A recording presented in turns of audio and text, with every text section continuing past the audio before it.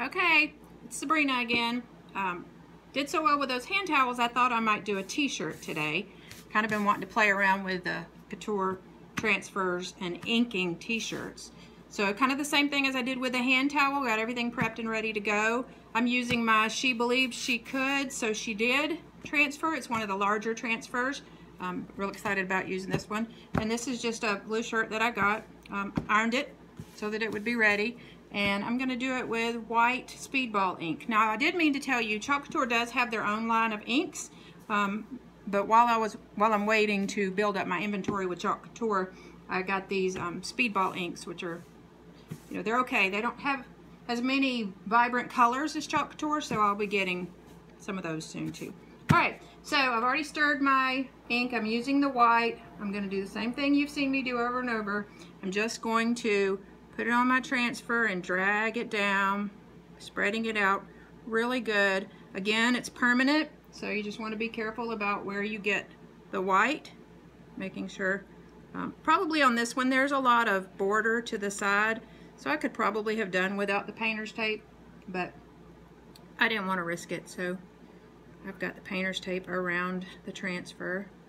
I'm spreading all this out really good and then going back and dragging it down just to make sure, one, you don't want to waste any of your ink, but you also want to make sure that it's everything's covered evenly. Just a little bit more here. I do have my ink mat underneath here.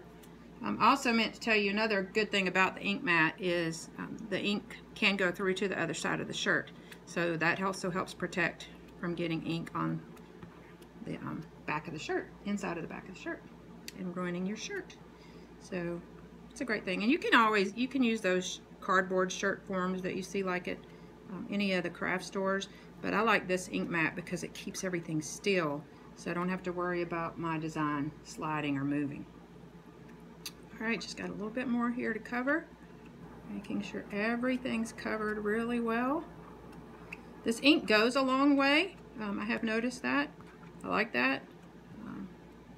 Make sure no bubbles, getting all of it covered evenly. Ta-da, everything looks good. Putting off my excess. So that's taken care of. Again, making sure I don't have any paint on my fingers, so I don't get that on anything here. And I am going to pull off my painter's tape first.